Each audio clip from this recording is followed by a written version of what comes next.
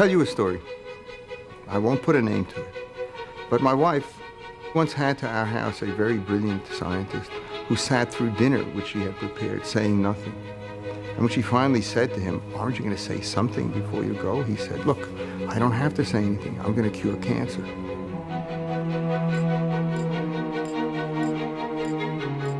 Curing cancer once seemed like an impossible dream. But some scientists now believe they hold the key: DNA. There are many, very serious problems facing humans, among them poverty and ignorance. And about these problems, we can do very little. But cancer is a problem that we actually can do something about, and so I work on cancer.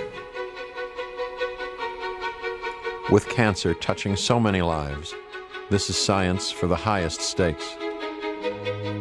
We had been working on something that to me was genetic markers and chromosomes and genes and physical mapping and sequencing, and suddenly it was people's lives and people's families.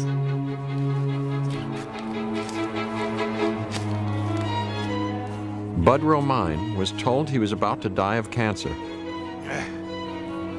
But today he is alive thanks to a new class of drug created by DNA scientists. It holds the promise of transforming cancer treatment. That stuff kept me alive and it's keeping me alive right now. There's no question in my mind. Not a bit. Gives me a little long-range view. I bought a new pickup. We bought a newer place down in California. Now is that optimism or what? This is the story of a small group of researchers who are developing radical plans to cure the disease we fear most. They're tracing every cancer back to its origins, back to its DNA.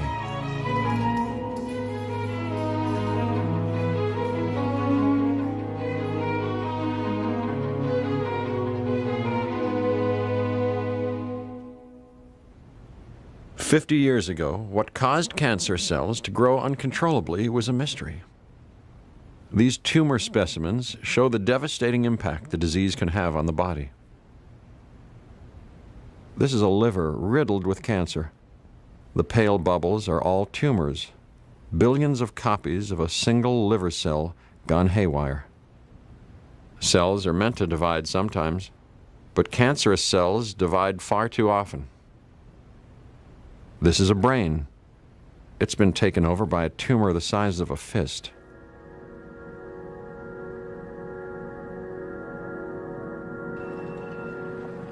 Cancers can strike almost any part of our bodies. 1 in 3 of us will eventually be affected. It's a perplexing disease. Sometimes it strikes at random. Sometimes it runs in the family. The pieces of the cancer puzzle are beginning to fall into place, due largely to our ever-increasing understanding of DNA, the molecule that gives us life. Today we know that when the DNA inside our cells is damaged, our cells can become cancerous. 30 years ago, many scientists suspected viruses might be an important cause of cancer. But a new generation, who were interested in DNA, began to see the disease very differently. One of them was Mary Claire King. Looking for a new research project, she began to wonder why one of the commonest cancers sometimes ran in the family. It was a key observation. The strongest risk factor for breast cancer was having had a mother or sister who died of the disease. So here I was, evolutionary biologist, coming out of a mathematical background, looking for a hard problem. This was a hard problem. To King, the pattern meant one thing. If there's inherited predisposition to breast cancer, it's not anything mystical. It's going to be because of a mutation in some piece of DNA. The only way to prove it would be to find the mutation, the actual damaged gene. All cancer is caused by damage to DNA. In inherited cancer, the damage is likely to have happened generations ago. The faulty gene is passed to each subsequent generation, leaving a trail of disease in its wake. Mary Claire thought she could find the gene by following this trail. This is a material substance which will give up its secrets to us if we work at it. We wouldn't know what the gene was. We'd have to go find it. And we certainly wouldn't know what had gone wrong with the gene. We'd have to go figure it out.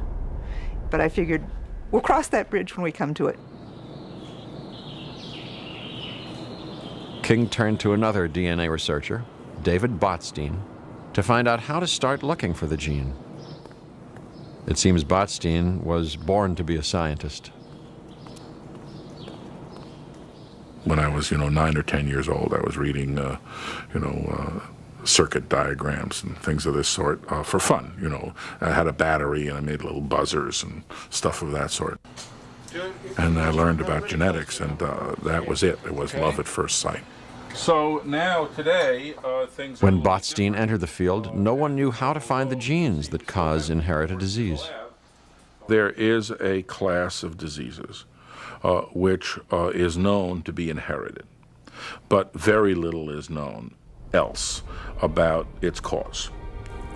So the question is, could you find those genes? They must be somewhere at a particular location on some chromosome or other. These are vast lengths of DNA, carrying thousands of genes. The DNA is coiled up, and coiled up, and coiled up. One gene is just a tiny part of the whole chromosome. There are 23 of these genetic filing cabinets in the cell. The gene in question could be anywhere. For Mary Claire, the first step was to narrow its location down to one area of a chromosome. If we could show that there were some chromosomal bits that were inherited in common by the women who developed the breast cancer, but those same particular ancestral bits were not inherited by the women who had remained breast cancer free until old age, then we might have a clue that those were the chromosomal regions in which, in principle, there might lie a gene that was responsible for inherited predisposition to breast cancer in this family. What David Botstein had worked out is that naturally occurring variations in DNA could be used to track large chunks of DNA through generations. Take a family in which cancer is being inherited.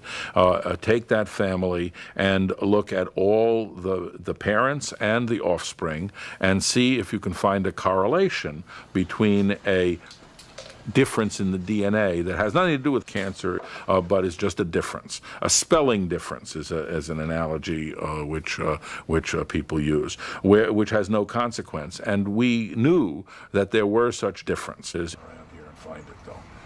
Even though these spelling differences themselves weren't causing breast cancer, they could be used to identify sections of inherited chromosomes. Botstein called them markers. So we said, gee, what you could do is take these families and just get markers all over the genome that had these differences, and then after the fact, just taking the families as they walked into the clinic, look for that correlation.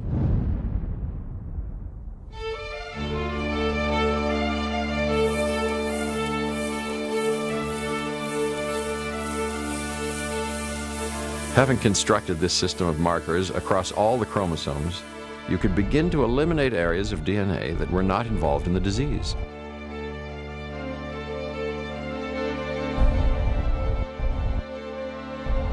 If a marker was not shared by all the diseased individuals in a family, you could eliminate it from your inquiries. All the others were possible suspects. To narrow it down further, you studied more families, eliminating all the markers that were not shared between families.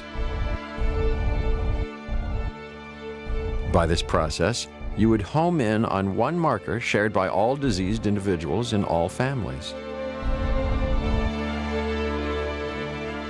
Botstein reasoned that if this marker was always inherited by everyone with the disease, it had to be in the same region of DNA as the disease gene.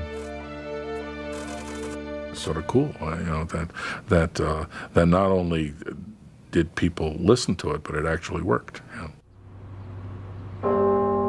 King had a massive job on her hands. First, she needed to find families with breast cancer. I was very concerned to enroll as many families as were willing in the project. But how did families know about me? I was a young gal working in Berkeley. She realized that she would have to go and find them. She needed a place with records, death certificates that could lead her to families who carried the gene.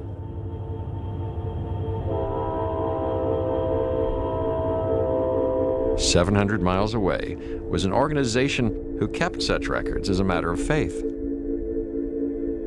The Church of the Latter-day Saints.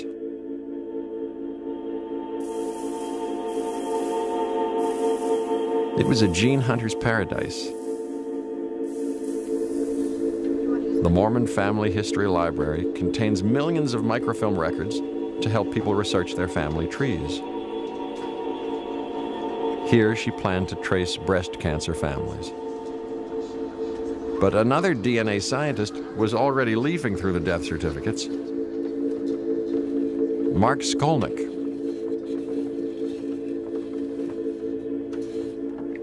I'd known Mark from the time that we were both graduate students.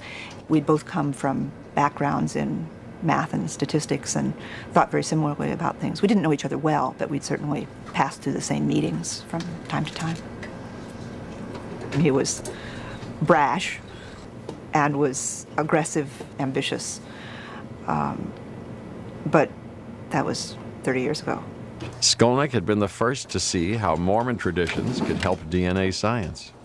Mormons keep these records because they have a strong belief that when they die, they will be linked and actually sealed to their ancestors and husbands to their wives in heaven. They've collected this resource to allow everybody in the world to try to reconstruct their genealogies. The Mormon pioneers were polygamous. They would have often 5 or 10 wives, dozens of children, hundreds of grandchildren, and thousands of great-grandchildren.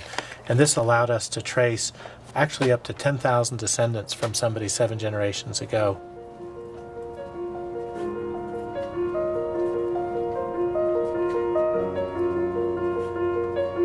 Skolnick had already traced living relatives of families with a long history of cancer.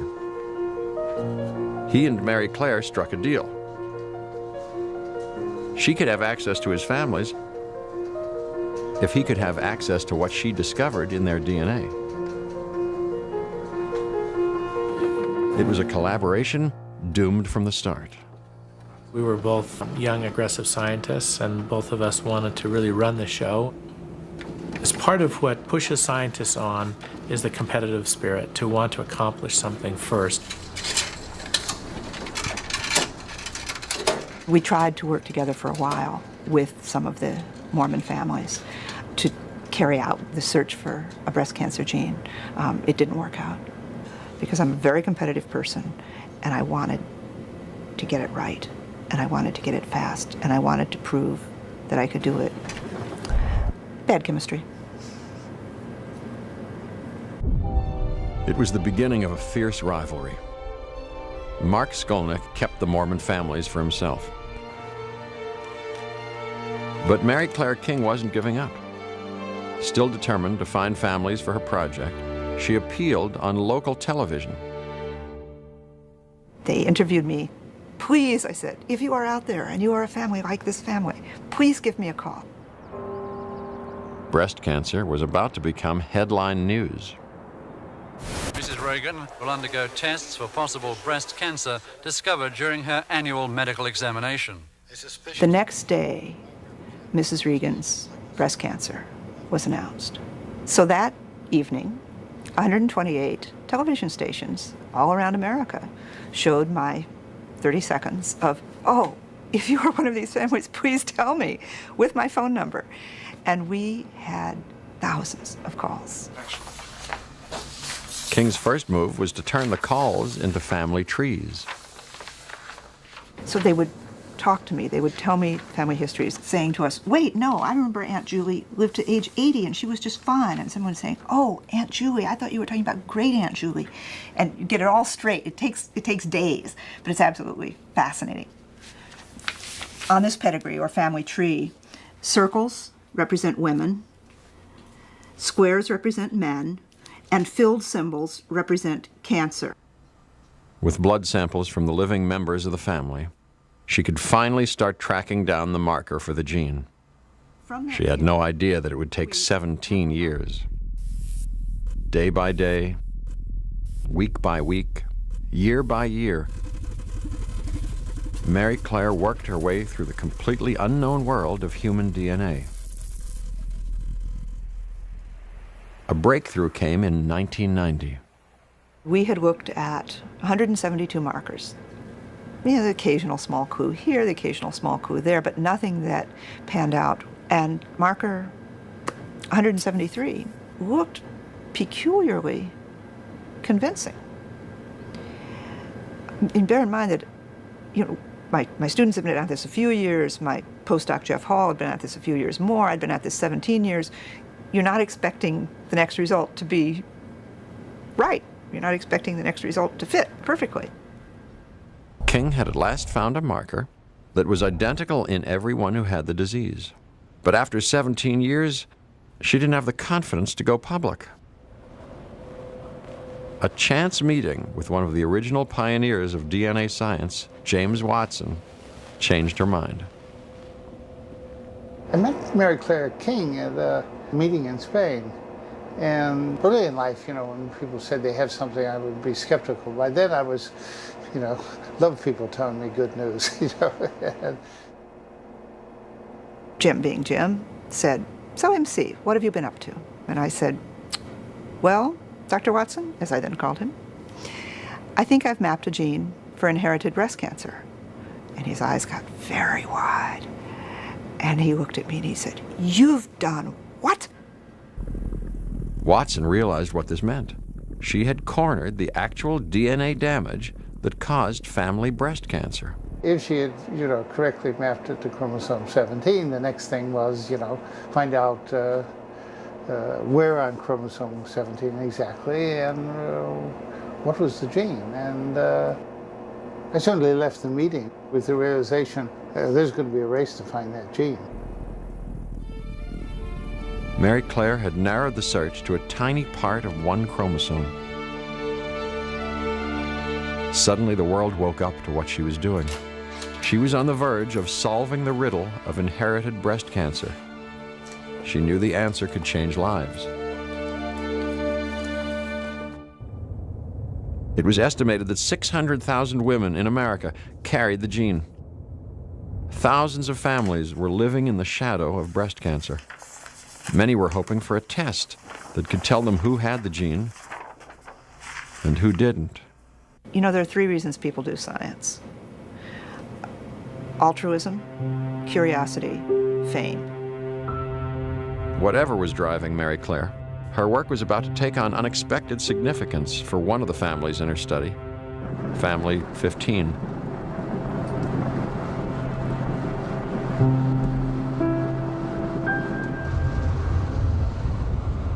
Denise and Vicky were 2 sisters whose genes were being looked at in King's study. Breast cancer had stalked their family for generations. My mom was diagnosed with breast cancer in 1978, and then my aunt a couple of years following that, and then my cousin Renee, and then my other cousin Audrey was diagnosed with breast cancer.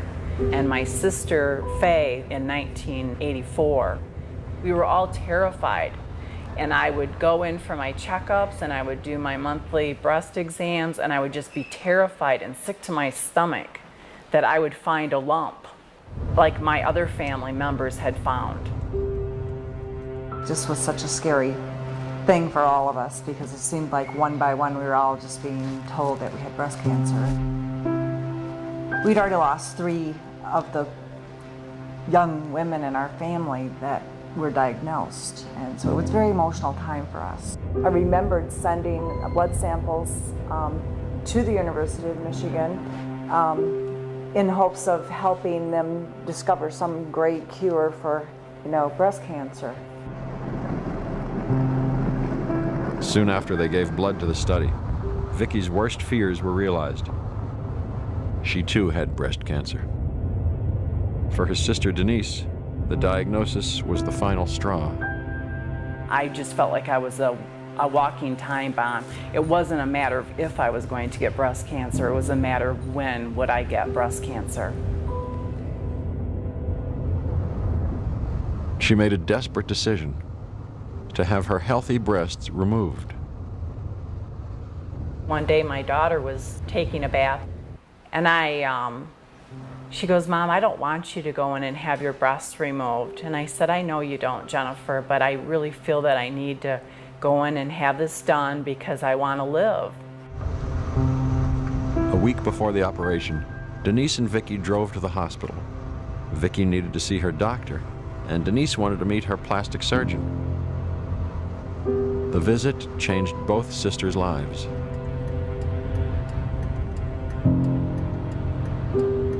Vicki's cancer specialist was Barb Weber. There had been a fairly recent announcement that a gene that, when it was mutated, caused breast cancer.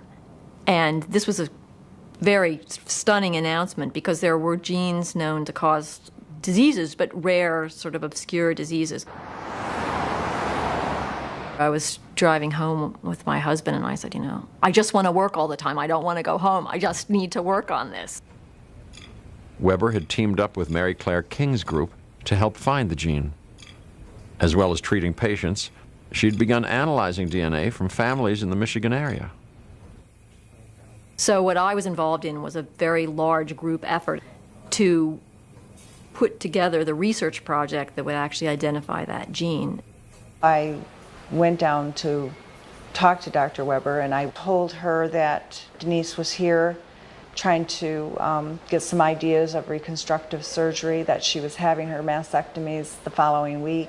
What Vicki started to tell me about was what her family was like. She was telling it to me from the standpoint of getting me to understand sort of the horror of what the family had been through. They thought of it like the curse of their family. And that was in that context that her stories sort of started to change in my head to the picture of a pedigree, not knowing that they didn't need them. Weber did not know the identity of the families in the study. But when she heard the sisters' story, she saw it matched family 15. Now that's we're waiting for that. Weber realized that they didn't need to find the gene to tell whether Denise needed surgery. If her markers matched Vicki's, who had cancer, Denise too would almost certainly develop the disease. I'm going to call her and Denise feared the worst. he just sleeps. Stephanie just turned 29. I remember praying the whole way up there because I just felt that I didn't need this, news to go into surgery and have this news that I already had cancer. That's what I actually thought this information would tell me. I said, "You're not going to believe this after all this time, but we not only know why there's too much breast cancer in your family, but we know who is at risk for getting it and who isn't. And if you want that information, I'll give it to you." And I said, "Yes, I do want my information," but thinking in the back of my mind, I really did not want this information. Well, Dr. Bunn has a study, and he's... Denise was the first person ever to be told whether or not she had the breast cancer gene. Right where we're at, right? Because they're not anything. And I said, "Well, as you might expect, Vicki, since you have breast cancer, you do have the markers that suggest that you have the gene.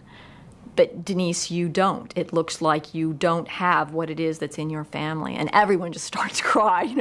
Vicki was crying and Denise was crying and, everybody was just crying. It was a very, very emotional, and it didn't seem... I really felt from what Dr. Weber told me that I should believe what she was saying because it seemed believable, but it did seem like something out of Star Wars that they would actually be able to give me information like this. I was very, very happy for Denise. And I knew immediately that she had felt the guilt. I didn't know how to stop her from feeling that, but I was very, very happy for her. It was just amazing. I mean, it was all things sort of all wrapped up together that I couldn't believe that this had happened at a time where we were just thinking about finding the gene, we weren't thinking about this kind of drama. But for Vicki, there was no salvation. I, of course, had the gene, and When we did the extensive testing in our family, I found out that my daughter had the gene. And when I first found out that she had the gene, I just wanted to die. I felt so bad that I had given her that gene. And I think that I was first relieved because Denise found out she didn't have the gene. But then when you're dealing with someone that does have the gene, like you said, it is kind of a bittersweet. You have that information and that helps you make better decisions. But you're always wishing that you didn't have it, that you didn't have to deal with it. And now you know really for sure that you do have to deal with it. It's not something you can put off and say, well, maybe it's not going to happen to me. For women like Vicki and her daughter, the gene itself was the only hope. If it could be found, perhaps it could be fixed. Mary Claire became the most famous cancer researcher in America. Lord knows we were all working like fiends, given that it was a competition. It was something else. It was just amazing. King is in a hurry, searching for answers to the mysteries of cancer. All cancer is genetic. There's no one thing that we can put our finger on. But Mary Claire's sudden fame awoke another interest. Whoever found the gene could patent it. This would give them exclusive rights to the genetic test. The markets moved in.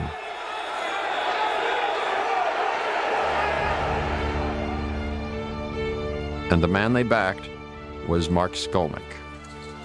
He formed a private company called Myriad, with the sole purpose of finding the breast cancer gene. We actually had a competitive edge.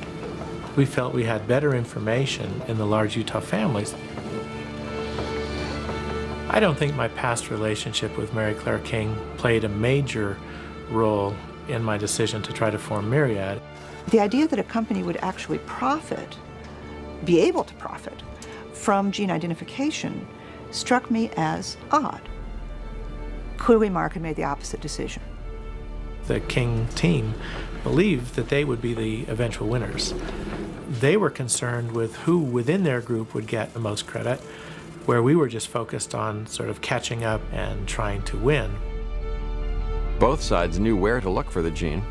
It was just a question of who stumbled across the right piece of DNA first. We all wish for projects that we dream about at night. Everybody in my lab worked quite crazy. My lab was small. The main people on this project were 4 graduate students and me.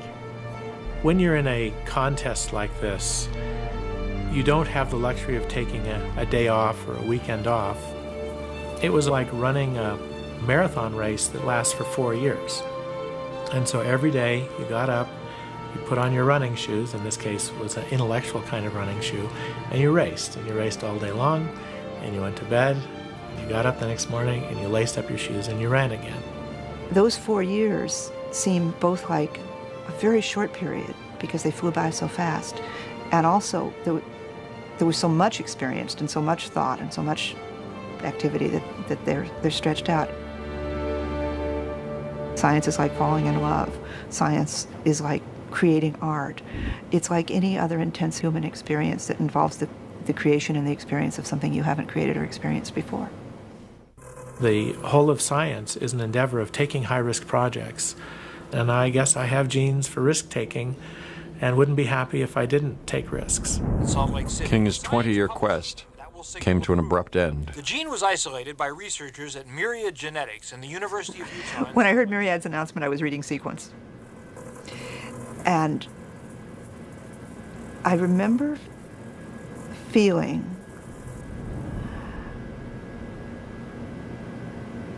it's been found.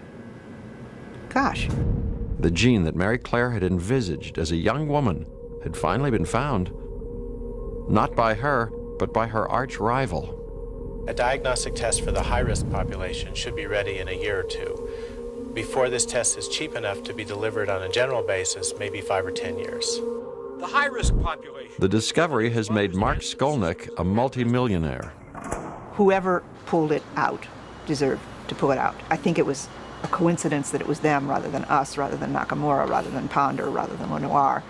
When you started getting data that said, I've got it. But it was them. It had to be somebody, and it was them. I didn't start Myriad for personal gain. I started Myriad because I wanted to bring diagnostics to the public. I wanted to bring pharmaceuticals to the public. So were we lucky? Were we smart? Depends on the eyes of the observer, what they want to see, what they want to feel about a certain situation.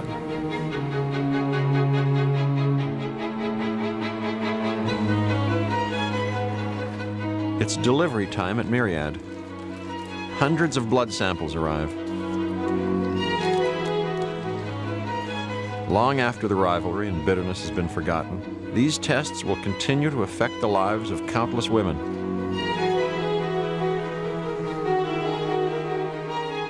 They receive their genetic destiny in a purple folder.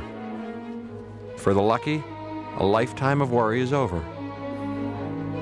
For those that carry the gene, surgery and drug therapy can extend lives. Developing genetic tests for inherited cancers is an important step forward in the war on cancer.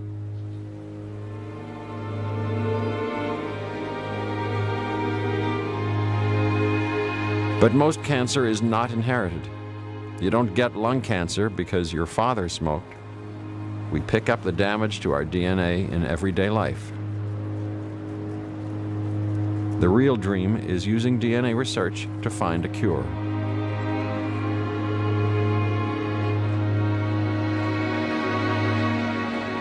Far away from the front line of cancer research is a man who has followed his own hunch about disease for 10 years. Per Lanning is a full-time cancer doctor in Bergen, Norway. Bergen may seem a remote outpost in the global war on cancer, but this one doctor's foresight is changing the whole way we think about cancer as a disease.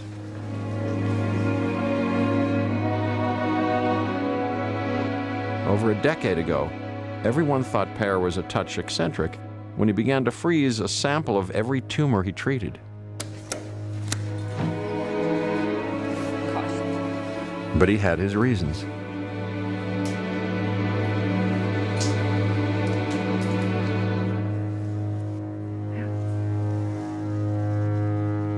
He did it because he was powerless to help so many patients, and he was determined to find out why.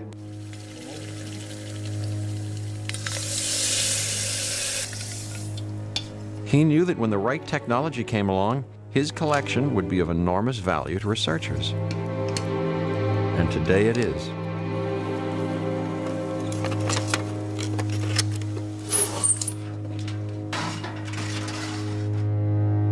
Per has dealt with the human reality of cancer every day for the last 20 years. The treatment is often as dreadful as the disease. But the problem is not only the side effects, the drugs simply don't work for some patients. You have to be honest with your patients. How long they're going to survive with their cancers, nobody knows. It's impossible to tell upfront what is going to happen with each individual patient. Some get better, and others don't. Per's instincts told him that cancer was really just a loose term for an unknown number of very different diseases. So he kept collecting until he could find someone who could help him prove it.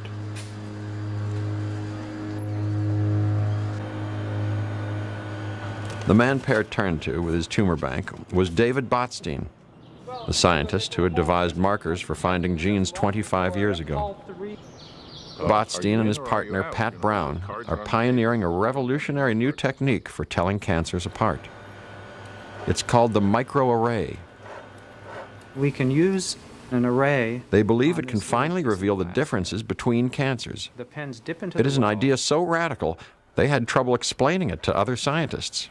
When I first proposed the design of the robot, how we were going to do our experiments and so forth, when it came back from the reviewers, it wasn't just rejected, it was just like totally knocked out of the park and spat upon and stomped on, and I had to lie down in the floor of my office when I got that. Well, we both said that. You know, now I'm definitely not going to stop until I've, until I've succeeded. I was astonished that people didn't get it, and when you see that with something which is really good, and everybody hates it, then you know you're onto a really good idea.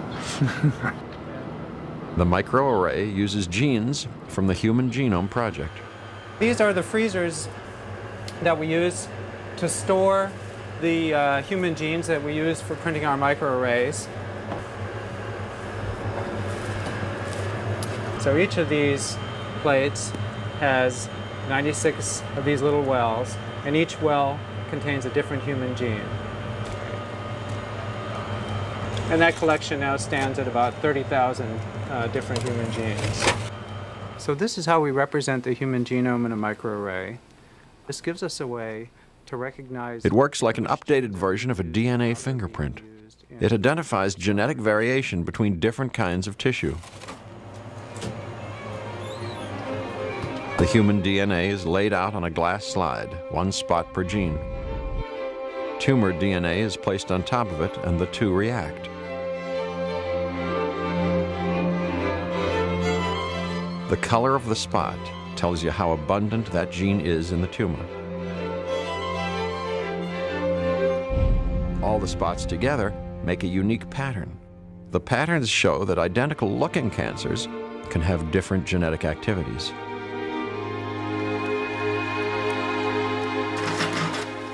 Today, the microarray and the Norwegian Tumor Bank are joining forces to reveal how many different kinds of cancer there are, helping to explain why traditional treatment is such a lottery.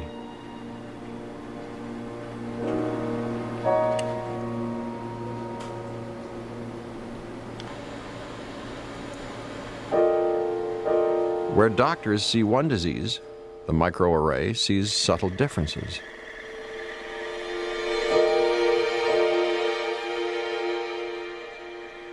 And these differences determine whether a patient gets better or dies.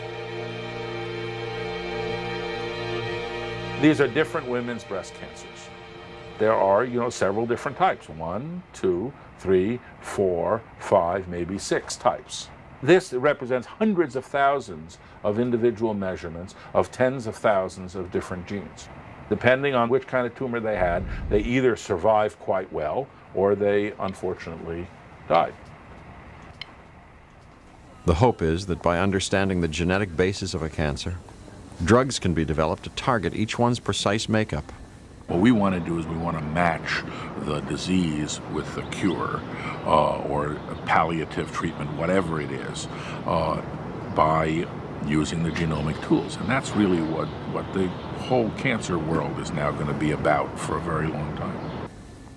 In the short term, doctors will know their enemy, making cancer medicine more predictable. In the long term, these scientists are convinced that it'll lead to a cure. The question of whether we're going to break the cure barrier is not the question about if, it's a question about when. This highly targeted approach to cancer therapy is already beginning to work.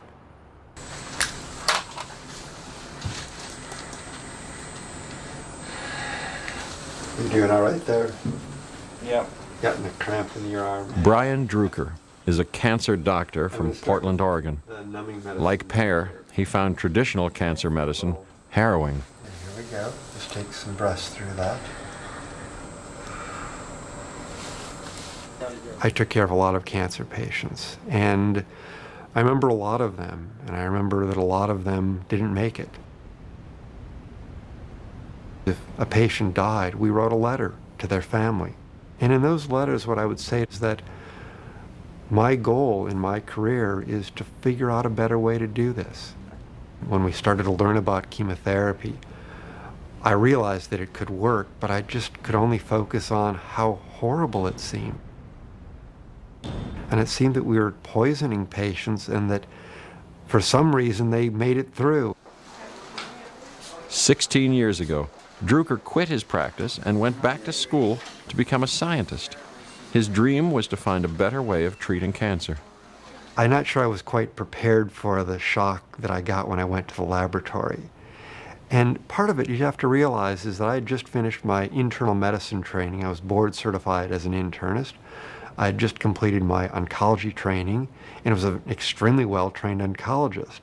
And so now I went back into the laboratory and I was working besides postdocs and graduate students, and I didn't know anything.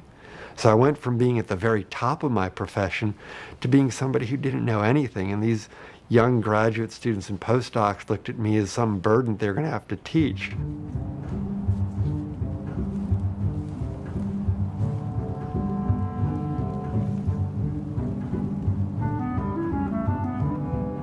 His ultimate goal was a cancer drug that cured everyone, without side effects.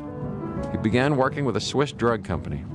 They decided to invent a drug specifically for one kind of cancer, one where the exact DNA damage was understood. It was called chronic myeloid leukemia. That's a death sentence. Was then. It was a death sentence.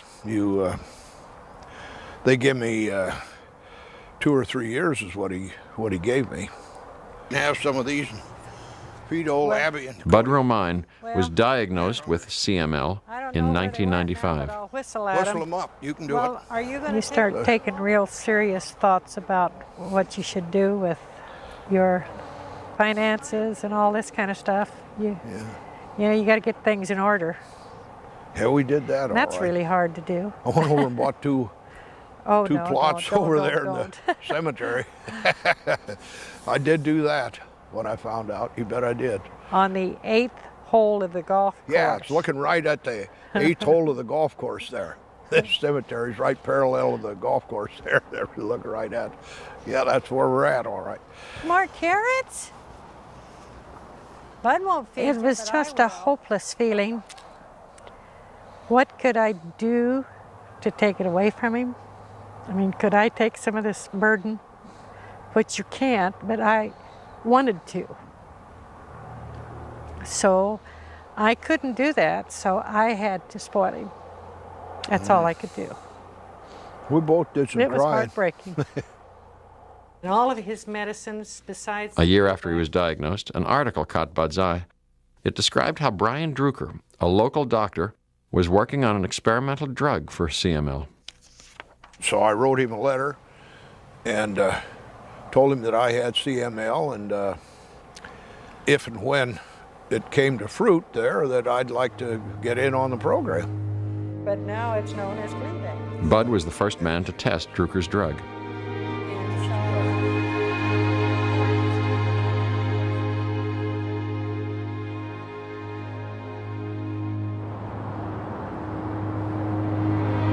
The clinical trials began at this Portland hospital.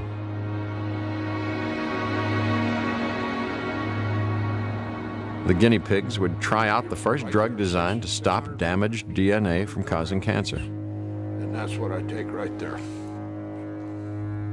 This molecule is the result of the damaged DNA that causes CML.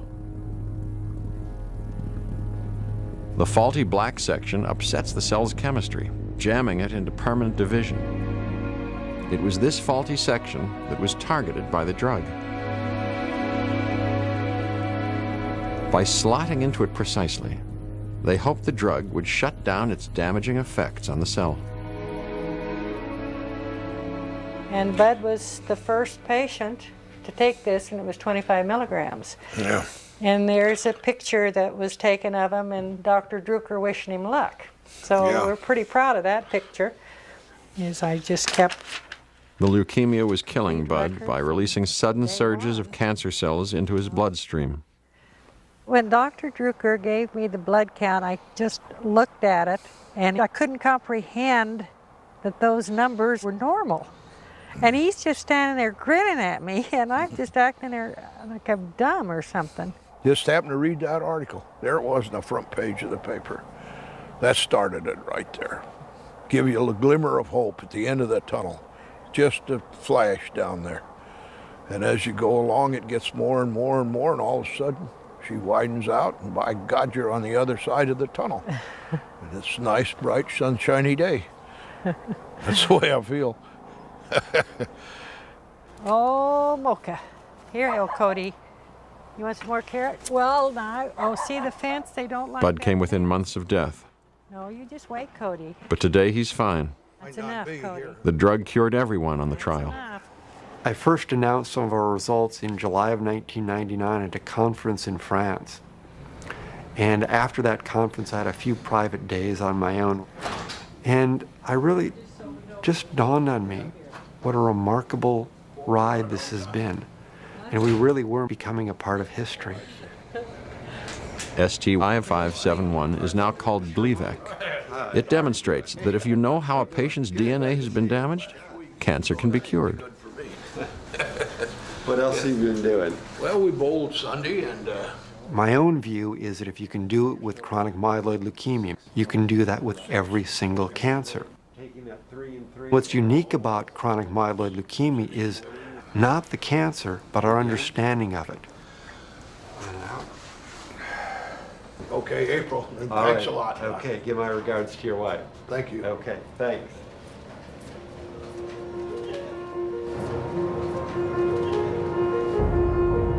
At Cold Spring Harbor Laboratories in New York, the goal is to have drugs like Gleevec for all forms of cancer.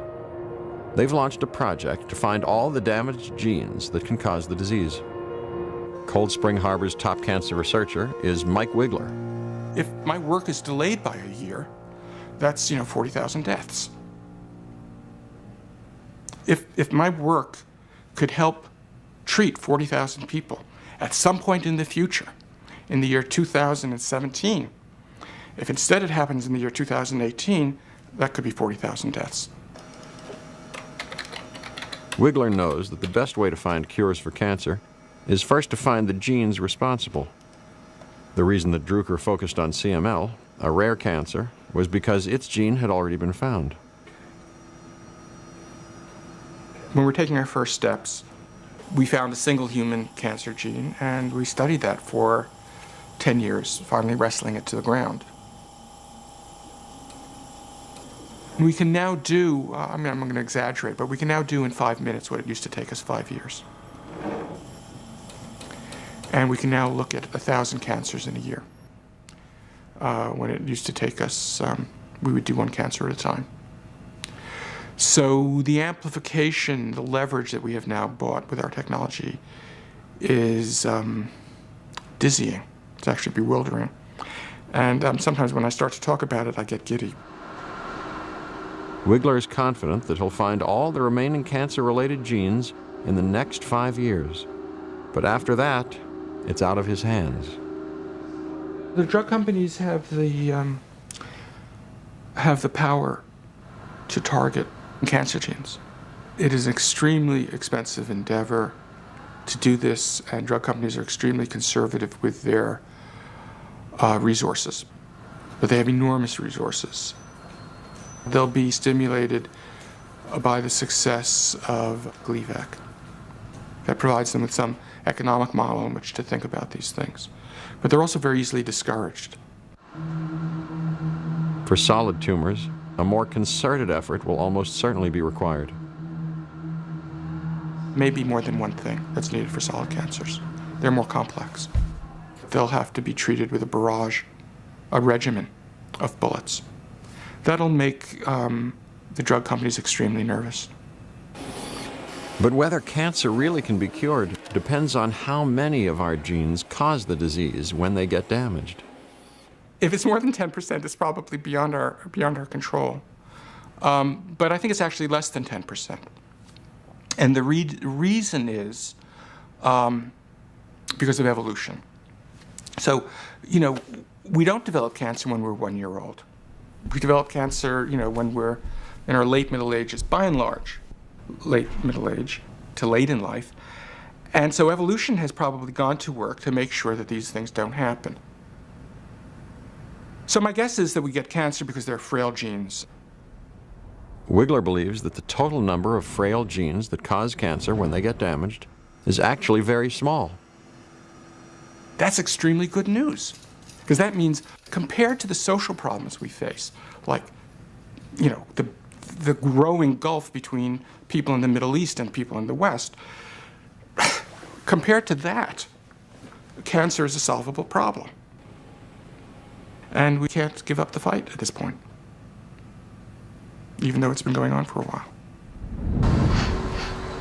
Every month, more cancer-related genes are being found, and eventually scientists hope to complete the list. This knowledge could transform cancer medicine. You know, our pursuit of all these genes is not just for knowledge of it, but for using this knowledge to stop cancer. We've gone from the viewpoint of not knowing anything about cancer to hopefully not even being an academic problem anymore. That is, be a problem of the pharmaceutical companies. So, you know, I can only wish the drug companies good luck. There's no such thing as a single cure for cancer. Instead, there will be high-tech drugs tailored for different variations of the disease. Which cancers are tackled first is up to the drug companies. As businesses, they're investing in major cancers with big markets.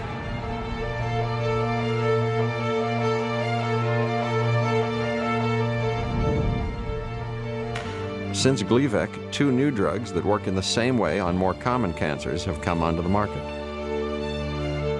Over 100 more are being developed. For people with rarer cancers, the outlook is less clear. For them, a cure may be in reach, but never realized. But even here, there is hope. It rests with the dedication of scientists who realize what's at stake.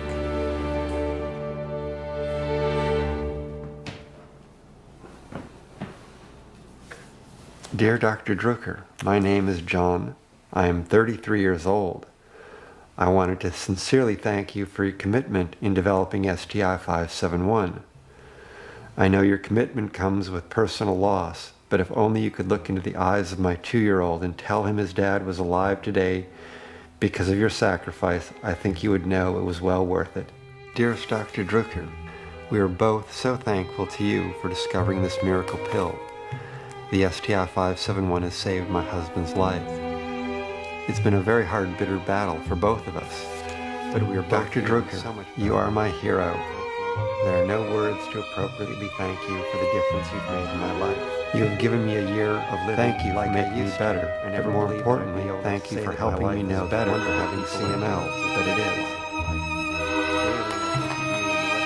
Dear Dr. Drucker,